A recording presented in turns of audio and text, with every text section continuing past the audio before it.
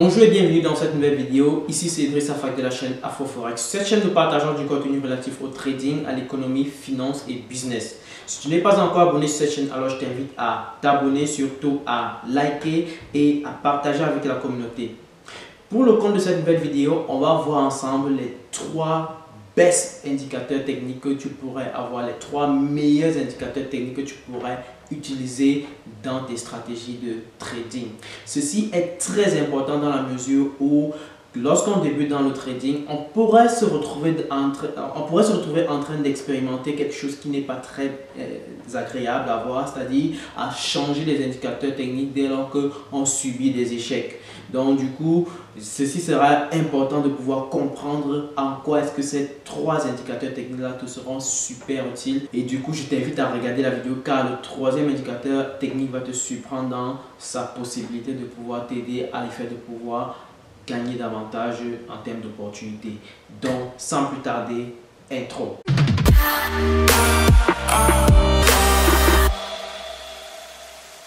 Très bien, comme je disais tantôt, dans ce chapitre, on va voir ensemble les 3 meilleurs indicateurs techniques que tu dois commencer à expérimenter pour pouvoir analyser les paires de devises ou alors même les actions ou tout autre actif. Et ces indicateurs techniques sont hyper importants puisqu'ils renvoient un ensemble d'informations différentes de chacun, respectivement, et qui te permettra de pouvoir éventuellement combiner ces 3 types d'informations-là afin de pouvoir savoir dans quelle situation tu te trouves, quel est le contexte du marché et là, du coup, quelle est la stratégie que tu devrais potentiellement employer afin de pouvoir saisir les opportunités d'achat ou de vente qui se présentent sur soit la paire de devises, soit l'action ou encore tout autre actif que tu es en train de trader, n'est-ce pas? Alors, commençons d'entrée de jeu en précisant une certaine information. Un indicateur technique n'est rien d'autre qu'un outil statistique que tu devras utiliser afin de pouvoir identifier un élément sur le marché, n'est-ce pas? Ça peut être un outil statistique qui te permet d'identifier dans quel sens le prix du marché est en train d'aller, n'est-ce pas? Quand je parle du prix du marché, c'est le prix qui s'affiche sur mon écran actuellement, ok? Et ce qu'il faut comprendre ici, c'est que pour pouvoir comprendre l'analyse graphique du prix de manière plus ou moins technique, il y a 3 éléments clés qu'il faut pouvoir considérer à chaque fois. Nous avons la tendance du marché en premier, nous avons le cycle du marché en deuxième, et en troisième position, nous avons ce qu'on appelle la volatilité. La tendance du marché n'est rien d'autre que le sens dans lequel le prix est en train d'aller, c'est-à-dire le sens général. Est-ce que de manière générale, on est en train d'expérimenter une hausse du prix ou alors de manière générale, on est en train d'expérimenter une baisse du prix, n'est-ce pas? Mais maintenant, le deuxième élément, c'est l'élément du cycle, l'élément cyclique.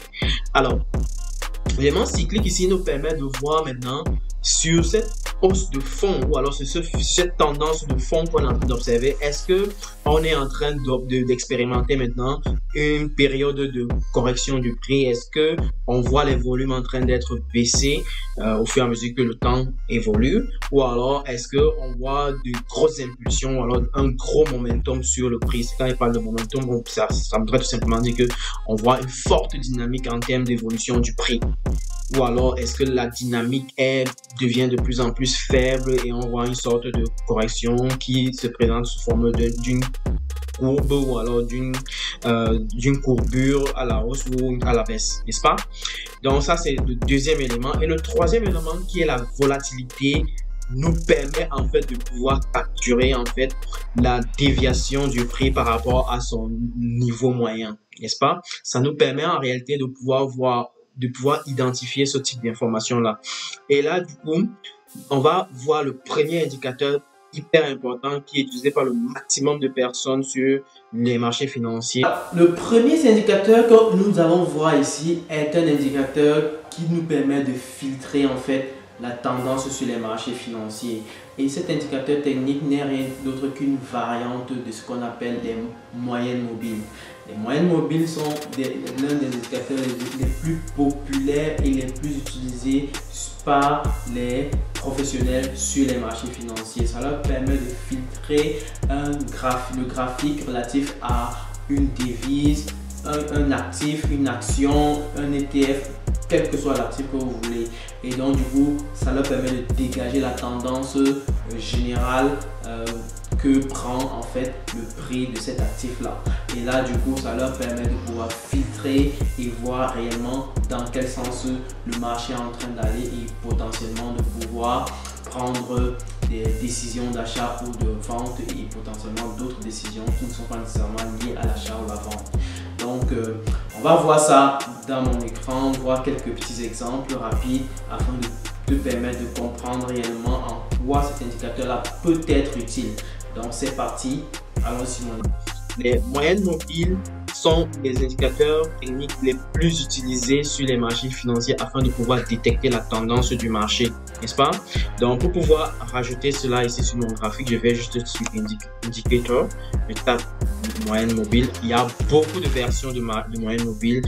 Pour l'occasion, moi j'utilise très souvent beaucoup plus la moyenne mobile exponentielle parce qu'elle a cette possibilité de pouvoir capter en fait des phénomènes du court terme. Donc elle donne un poids considérable à des phénomènes aux phénomènes les plus récents plutôt qu'aux phénomènes les plus anciens, n'est-ce pas? Donc nous savons que le marché a un effet mémoire, donc du coup il est important ici de pouvoir capter en fait c'est-à-dire les investisseurs ont tendance beaucoup plus à se rappeler des phénomènes les plus récents comparés aux phénomènes les plus anciens. Donc, c'est à base de cela que je me base pour pouvoir dire que okay, c'est préférable pour moi d'utiliser les moyennes mobiles exponentielles, en lissage exponentiel, qui nous permet d'avoir ce type d'information là, n'est-ce pas? Donc ici, je vais taper tout simplement EMA, n'est-ce pas? Quand il dit EMA, c'est en anglais tout simplement. Et là, du coup, ça me propose Moving Average Exponential. Donc, je clique dessus. Boum. Et là, du coup, j'ai ajouté la moyenne mobile. Je peux en ajouter plusieurs. Donc, pour l'occasion, je peux ajouter 2 pour le moment. Donc, je vais encore cliquer. Boum. Et là, j'ai deux moyennes mobiles sur mon écran. Et tout ce que j'ai à faire maintenant, c'est de venir ici. Je vais voir ici affiché EMA 9 Close 0. Donc, ça voudrait dire que l'indicateur calcule en fait la moyenne du prix des prix de clôture sur les 9 dernières périodes, n'est-ce pas? Et ça m'affiche donc la ligne bleue que tu peux avoir sur l'écran actuellement. Et là, du coup, je peux changer en fait la périodicité de calcul en venant sur les paramétrages ici, n'est-ce pas? Et là, du coup, je peux mettre par exemple un input au lieu de 9, n'est-ce pas? Et du coup, je peux cliquer, je peux changer la couleur bien sûr. Donc, pour changer la couleur, je clique sur Style, mais pour le moment, j'ai aussi considéré que on le calcule sur les prix de clôture de notre graphique. Donc, au lieu d'utiliser les autres types d'informations, et je clique sur Close, enfin, je considère Close et non les autres types de calcul. Donc, ici, je peux changer la couleur en prenant par exemple du jaune, n'est-ce pas? Et là, du coup, que c'est la couleur qui me correspond, je peux cliquer sur OK afin de pouvoir considérer ceci. Donc, et je peux maintenant changer le deuxième. Donc, ici, ce qu'il faut comprendre, c'est que lorsque tu considères une périodicité plus courte, ça permet de capter en fait des phénomènes qui sont nettement plus récents. C'est-à-dire, ça va calculer la moyenne, le prix moyen qui s'est réalisé sur les 10 dernières périodes, n'est-ce pas? Et de plus tu considères une longue périodicité de calcul, ça va pouvoir capter les phénomènes qu'on pourrait observer sur du très long terme, n'est-ce pas? Donc ici par exemple, je vais prendre la deuxième moyenne mobile ici pour la configurer et je vais considérer ici maintenant au lieu de 10, je vais considérer par exemple 50, n'est-ce pas? Et là, je peux changer également la couleur afin de pouvoir avoir quelque chose de plus perceptible sur mon graphique. Et là, je peux choisir par exemple le rouge, n'est-ce pas? Et je clique sur OK. Et là, j'ai donc mes 2 moyennes mobiles. Et ici, ce qui est intéressant à voir, c'est que la moyenne mobile me permet en fait de pouvoir voir directement, de pouvoir filtrer que de pouvoir filtrer et voir qu'en réalité, lorsque la moyenne mobile de court terme, qui est représentée en jaune ici, c'est-à-dire la moyenne mobile pour 10 périodes, est au-dessus de la moyenne mobile pour 50 périodes, alors on est en fait sur une tendance haussière, dont le prix va de plus en plus à un niveau élevé, n'est-ce pas? Vous pouvez voir ça, je peux représenter ici par une flèche, n'est-ce pas, qui nous permet de voir concrètement ce qui se passe ici. Ok, donc lorsque la moyenne mobile de court terme est supérieure à la moyenne mobile de long terme, donc voilà, la moyenne mobile jaune qui représente la moyenne mobile de court terme ici est supérieure à celle de long terme, alors on est en train d'expérimenter une hausse. Et lorsque on a l'effet contraire, on est en train d'expérimenter une baisse. Donc je peux par exemple réduire ici mon graphique du GBP JPY, qui n'est rien d'autre que la paire de devises entre le pound britannique et le yen japonais. Donc du coup, on peut voir que en réalité, lorsque la moyenne mobile de court terme est au-dessus de la moyenne mobile de long terme, on expérimente une hausse, n'est-ce pas?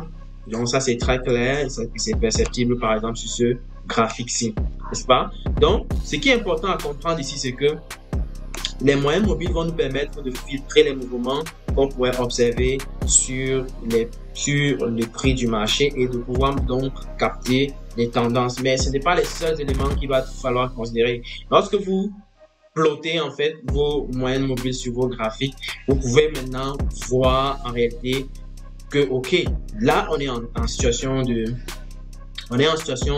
de hausse, mais ce n'est pas nécessairement l'occasion directe de pouvoir acheter. Ça, c'est ce qu'il faut faire, c'est ce qu'il faut considérer. Donc, il faut faire très attention à ceci. C'est pas parce que la moyenne mobile de court terme est au-dessus de la moyenne mobile de long terme que l'on doit directement acheter. Il faut prendre en considération d'autres éléments. Par exemple, ici, on peut voir que la moyenne mobile de court terme est toujours au-dessus de la moyenne mobile de long terme et le prix commence à chuter. Donc, il y a une forme de phénomène de correction ici qui se manifeste et qui est assez brutal. Donc, si jamais tu t'étais positionné ici, tu aurais forcément perdu en termes d'argent ici parce qu'en réalité, malgré le fait que le marché revient encore, tu aurais peut-être positionné ton stop loss quelque part à ce niveau. Donc, il faut faire très attention à ce phénomène-là. Donc, ça nous permet il faut considérer plutôt des éléments supplémentaires et afin de ne pas se faire feinter sur le marché, n'est-ce pas? Et donc, du coup, nous allons voir par exemple d'autres cas de contre-exemple qui pourraient se manifester. Donc, on voit également ici là que malgré que la moyenne mobile court terme soit supérieure à la moyenne mobile de long terme, on a ce prix-là qui commence à corriger brutalement. Donc, il faut faire très attention et il faut être capable de considérer des éléments supplémentaires qui te permettent de pouvoir prendre des décisions d'achat ou de vente, n'est-ce pas?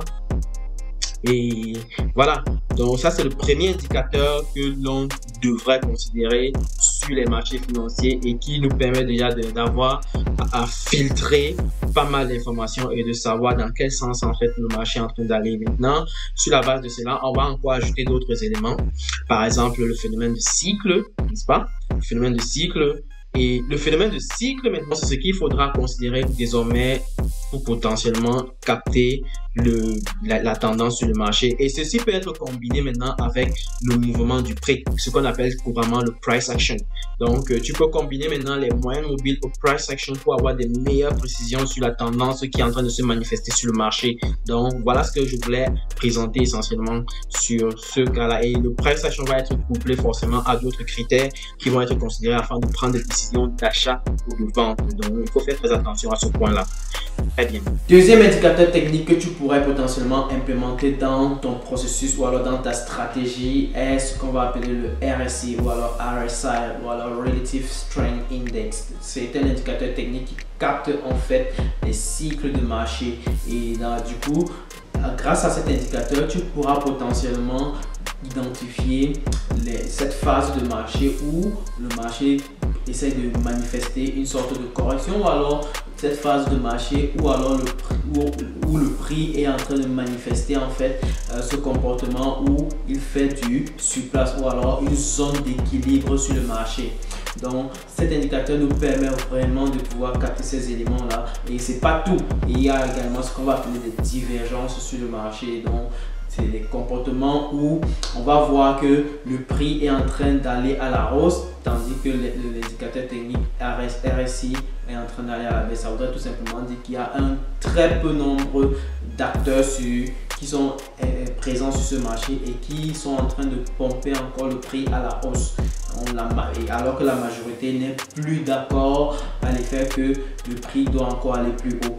Donc du coup, on va voir ça sur mon écran, donc c'est parti. Ici est en fait un indicateur technique qui nous permet en fait de pouvoir capter les mouvements de cycle sur les marchés. Donc ça représente en réalité le rapport de force entre les acheteurs et les vendeurs. Ça nous permet de capter ce type d'informations-là. Et du coup, ce qu'on va pouvoir observer sur le marché en général, c'est que le RSI a tendance à capter facilement les mouvements cycliques qu'on pourrait observer sur le marché. Donc, j'ai tantôt évoqué tout à l'heure que le marché présente ou alors manifeste tout simplement très souvent ou alors de manière courante une certaine tendance. Et maintenant, dans le mouvement de fond de la tendance, on pourra très souvent observer des mouvements cycliques ou alors des mouvements de correction.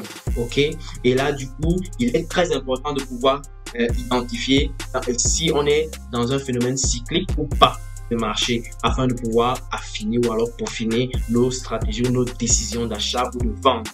Donc, du coup, on va voir comment ajouter le RSI ici. Donc, on vient dans Indicator, on clique dessus, on tape tout simplement RSI ou RSI.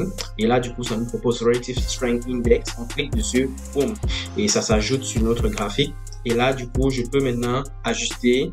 Et on peut voir que le RSI s'affiche directement ici. Et le RSI n'est rien d'autre qu'un indicateur borné entre 0 et 100. Lorsque on est en dessous, en général, comment est-ce qu'on traite cela? Lorsque on est en dessous de 30, les traders ou alors ce qui est évoqué dans la théorie, il faut faire très attention. Ce qui est évoqué dans la théorie, c'est que lorsqu'on est en dessous de 30, il faut commencer à considérer les opportunités d'achat parce qu'en fait on est en survente. Et lorsqu'on est au-dessus de 70, il faut commencer à considérer les opportunités de vente puisqu'on est en survente. Mais dans la pratique, c'est potentiellement pas le cas. En fait, ça va pas toujours se produire ainsi, n'est-ce pas? Donc on pourrait potentiellement avoir des phénomènes plutôt un peu plus différents que ce que on vient d'évoquer dans les résultats théoriques ou alors les résultats des simulations. Et ici, comme je disais tantôt, le RSI a cette capacité-là de pouvoir identifier des phénomènes de cycle. Et ici, par exemple, je vais tracer des traits verticaux afin de pouvoir vous montrer les phénomènes cycliques qu'on pourrait observer sur ce graphique du GBP/JPY, n'est-ce pas? Et là, du coup, vous pouvez voir que on a notre mouvement de fond qui est la tendance haussière, mais dans cette tendance haussière, on a des phénomènes de correction qui sont en fait des phénomènes de cycle qu'on observe en fait sur le marché. Donc, vous voyez par exemple ici que on a eu un phénomène de correction du prix ou alors un phénomène de repos, un mouvement de repos après un mouvement de tendance haussière fort, un mouvement dynamique ou alors un mouvement de momentum fort sur les marchés. Donc, vous voyez qu'on quitte d'un momentum, puis on corrige, n'est-ce pas? On corrige sur le marché ou alors on se repose. Et là, du coup, vous voyez que le RSI a tendance à répliquer en fait le même phénomène. Donc, on était dans une suivante, mais on commence à se reposer tout doucement. Et lorsqu'on commence à expérimenter le repos ou alors l'essoufflement du prix, on voit très bien que le RSI a tendance également à répliquer le même phénomène, c'est-à-dire à expérimenter une baisse. Donc, vous voyez qu'en réalité, ça nous permet de voir qu'en réalité, sur ce phénomène de tendance de fond haussier, on peut naturellement voir que le RSI nous permet de dire que hey, nous sommes potentiellement en situation de correction actuellement sur le marché. Donc, il est intéressant de pouvoir observer ce qui va se passer par la suite afin de pouvoir prendre des décisions d'achat ou de vente, n'est-ce pas? Et on va également voir ça ici à ce niveau, au niveau de ce graphique ici, n'est-ce pas? Vous voyez qu'ici, le RSI a considérablement chuté de manière similaire que le prix, n'est-ce pas? C'est-à-dire, on a expérimenté la baisse ici et pareil ici. Et c'est un mouvement correctif qui s'est manifesté donc sur le marché un mouvement d'essoufflement parce que le prix avait expérimenté une forte dynamique à la hausse ici. Et là, du coup, il y a certainement un ensemble de participants sur le marché qui s'étaient positionnés à l'achat ici, sur cette devise-ci, et qui ont décidé que le prix, enfin, ils ont commencé à spéculer et dire que hey, le prix ne peut pas aller beaucoup plus haut que ça. Et donc, du coup, il est intéressant pour moi de pouvoir clôturer ma position d'achat ici et récupérer mes profits.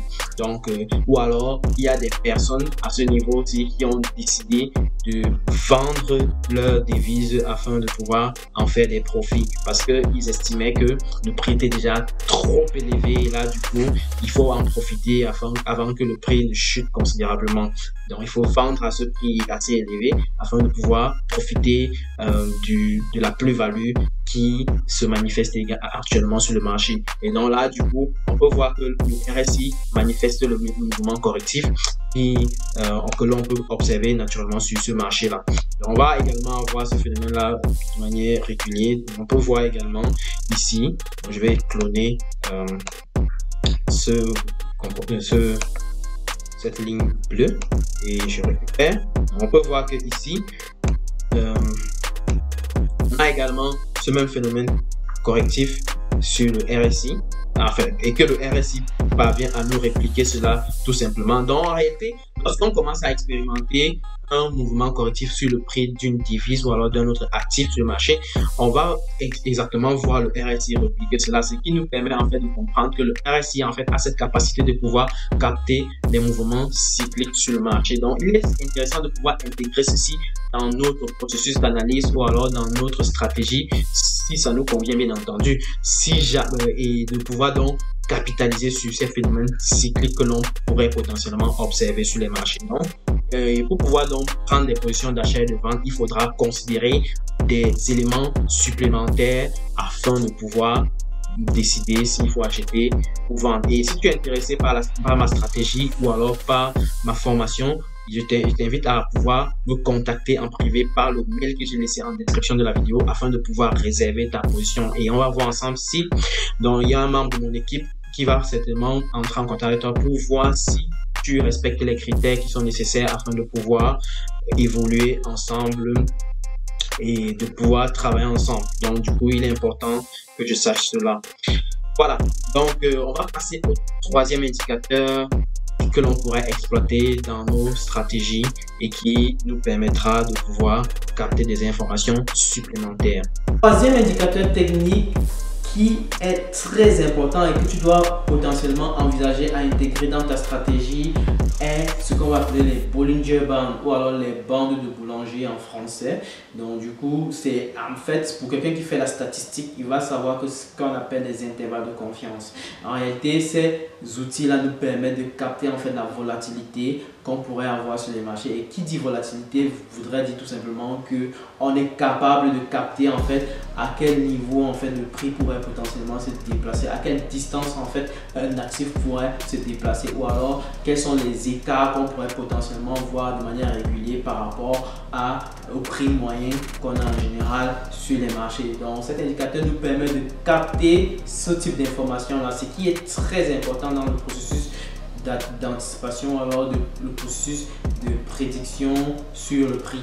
Donc voilà, et ça nous permettra également de capter les excès que le prix pourrait potentiellement présenter. On va voir ça sur mon écran, donc c'est parti. Le troisième indicateur technique que l'on devrait pouvoir exploiter ici et qui nous permettra de capter la volatilité n'est rien d'autre que les bandes de Bollinger, voilà les Bollinger Bands.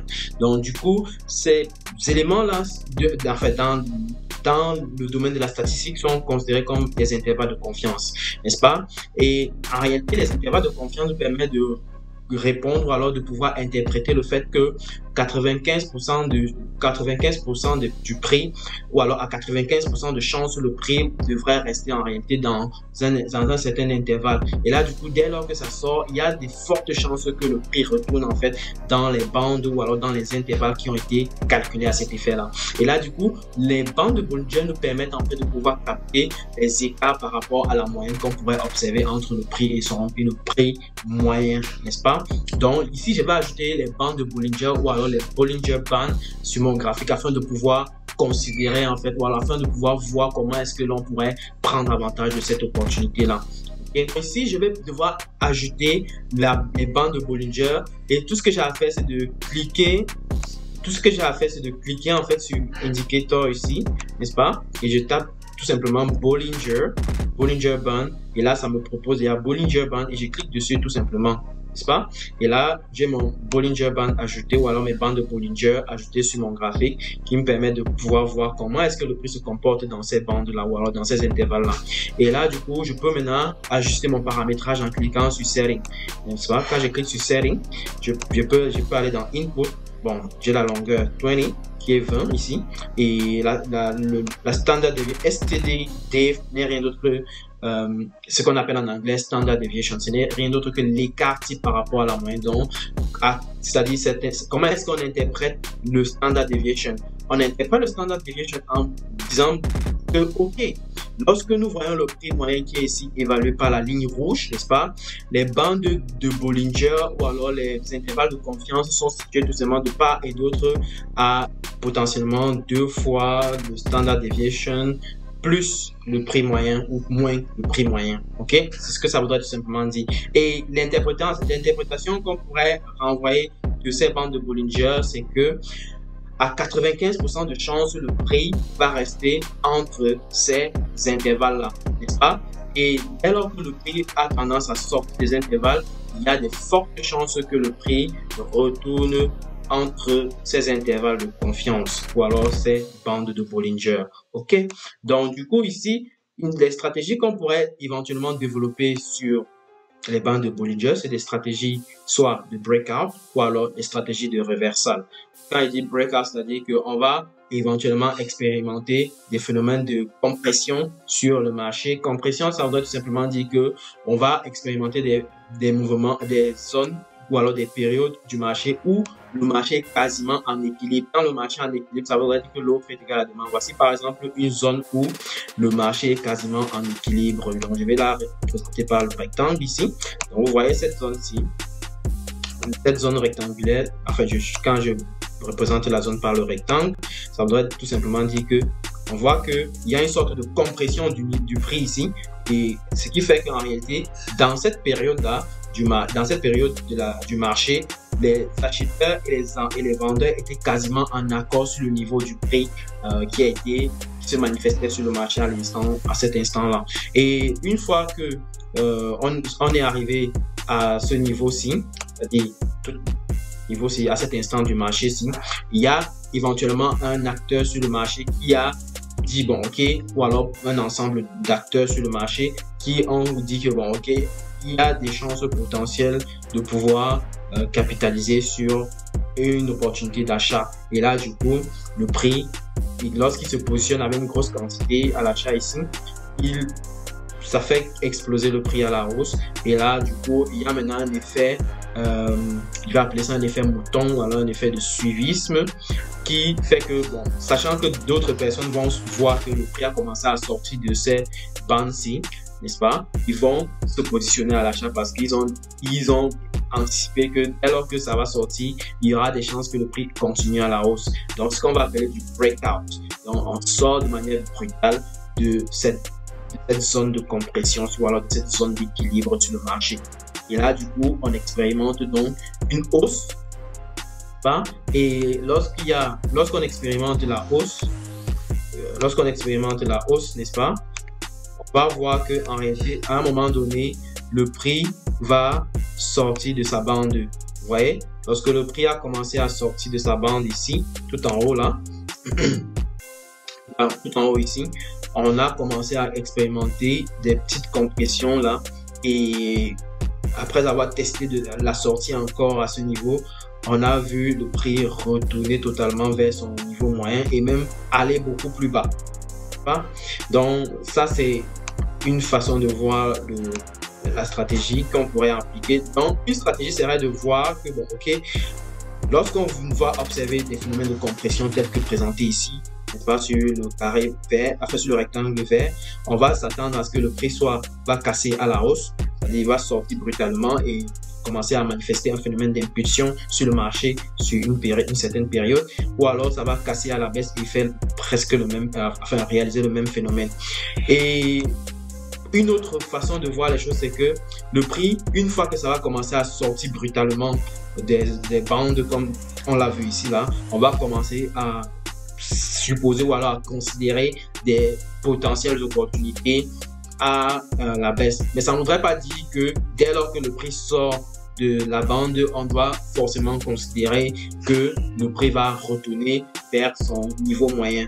Il faut en effet observer très bien le marché que vous êtes en train d'analyser ou que vous êtes en train de trader afin de pouvoir décider si oui ou non ça c'est le phénomène qui se produit, ou alors il faut tester cette stratégie ou alors cette procédure là afin de se rassurer que en réalité ceci se produit de la majorité du temps, ou alors sur la base des informations que tu as pu collecter, tu as pu observer qu'il y a des fortes chances que lorsque ça sort des bandes de Bollinger, il y a des possibilités de retournement vers son niveau moyen, ou alors beaucoup plus bas, ou alors vers la bande inférieure, la bande supérieure selon le sens dans lequel on est en train d'évoluer. Donc, vous pouvez voir ici, par exemple, que lorsque le prix est sorti quand même du marché, de la bande, le prix est retourné totalement à la hausse. On a eu ce retournement à la hausse, dans ce reversal, n'est-ce pas? Donc, voilà un peu comment on peut également trader les bandes de Bollinger. C'est très important. Donc, on a identifié ici deux potentielles approches qu'on peut utiliser sur les bandes de Bollinger. Donc, ça nous permet en fait de voir à quel niveau le prix s'est écarté de son niveau moyen. Est-ce que le prix s'est écarté d'une distance supérieure à la valeur du standard deviation? Le standard deviation qu'on avait fixé, c'était 2. Donc, du coup, si c'est au-delà de cette valeur-là, du coup, il faut considérer que le prix aura des chances de retourner à son niveau moyen. Et aussi, le prix reste dans une zone de compression, telle qu'on a vu tout à l'heure. Ici, au niveau de notre graphique, on va potentiellement expérimenter une explosion soit à la hausse, soit à la baisse selon le contexte du marché, n'est-ce pas? On peut observer ce phénomène-là dans plusieurs situations. Donc, vous voyez que en réalité, lorsque le prix expérimente en fait une compression, on va avoir à un moment donné une explosion soit à la hausse, soit à la baisse. Vous voyez par exemple ce phénomène-là ici. Et je vais voir également par exemple ça ici. Donc vous voyez ce rectangle, ce petit rectangle ici qui s'est manifesté, c'est un phénomène d'équilibre sur le marché. Et là du coup à un moment donné, il y a un ensemble d'acteurs qui commencent à considérer des potentialités, des opportunités à la hausse ou à la baisse, n'est-ce pas? Donc voilà un peu ce que je voulais présenter sur les bandes de Bollinger, mais les bandes de Bollinger vont faire l'objet d'une autre vidéo toute entière. Donc je vais vous présenter certainement les stratégies que vous pouvez développer de manière claire et nette sur ces différents indicateurs techniques là, et qui pourraient potentiellement vous apporter plus d'informations que vous pourrez considérer lorsque vous tradez votre marché. Donc n'utilisez pas seulement les bandes de Bollinger pour pouvoir prendre des décisions. Considérez d'autres éléments, d'autres critères qui pourraient intégrer votre stratégie afin de pouvoir développer votre stratégie sur le long terme. Donc, mais si tu es intéressé à pouvoir travailler avec moi, n'hésite pas à me contacter par mon mail qui est en description, et je pourrais, par le biais d'un membre de mon équipe, voir si tu corresponds au profil que je cherche afin que nous puissions travailler ensemble et que je puisse te former et t'apporter les éléments clés que tu dois maîtriser afin de pouvoir avoir une meilleure performance sur le marché. Et aussi, je t'invite à télécharger aussi mon e-book, mon livret, de tout petits livrets que j'ai préparé et qui te permettra de pouvoir identifier en fait des les leçons que j'ai pu tirer, ou alors les 6 secrets que j'ai pu identifier et qui te permettra d'avoir un trading efficace. Donc c'est un petit livret qui se lit très rapidement et qui te permettra de pouvoir anticiper sur les différentes erreurs qu'un débutant pourrait commettre. Là du coup, permettra donc par la suite de pouvoir anticiper sur ce type d'erreurs là et raccourcir ton processus d'apprentissage. Donc je vais retourner face caméra pour conclure la vidéo. Allez, à très bientôt. Nous arrivons donc au terme de cette vidéo. Pour résumer la vidéo, j'ai cité 3 indicateurs techniques qui sont hyper utiles, qui sont parmi les meilleurs indicateurs que tu pourrais éventuellement rencontrer sur ta plateforme de trading, que ce soit TradingView ou MetaTrader 4. Et ces 3 indicateurs techniques sont en fait les moyennes mobiles, les le RSI et les bandes de boulanger ou alors les Bollinger Bands. Donc du coup, pense à pouvoir potentiellement tester ces indicateurs-là et à voir réellement comment est-ce que ces indicateurs fonctionnent davantage. Et si tu as des questions à ce sujet, dis-le-moi en commentaire. Je me permettrai potentiellement de pouvoir apporter des éléments de réponse, soit en commentaire, soit par email directement si jamais tu ne me contactes par email. Et aussi, je t'invite bien entendu à liker la vidéo si tu l'as aimé, à la partager avec la communauté et également clique sur la cloche de notification si tu ne l'as pas encore fait et abonne-toi. Ceci te permettra de ne plus rien rater en termes de publications que je fais sur la chaîne YouTube. Et aussi, je t'invite à télécharger le petit ebook gratuit que j'ai écrit qui est disponible en description de la vidéo et qui est intitulé les 6 secrets pour un trading efficace. Ce sont les leçons que j'ai pu résumer et qui sont hyper importantes. Donc, à côté de celles que j'ai présentées en vidéo, il y en a d'autres que j'ai mis dans le bouquin et qui pourront potentiellement t'aider à envisager ou alors à anticiper réellement sur les potentiels phénomènes qui pourraient potentiellement t'arriver et donc du coup à raccourcir ton processus d'apprentissage. Donc va en description de la vidéo, clique sur le lien qui t'est présenté à cet effet là et insère ton prénom et ton adresse email afin de pouvoir recevoir immédiatement ton ebook gratuit. Donc je vais te dire à très bientôt pour une prochaine vidéo. Ciao!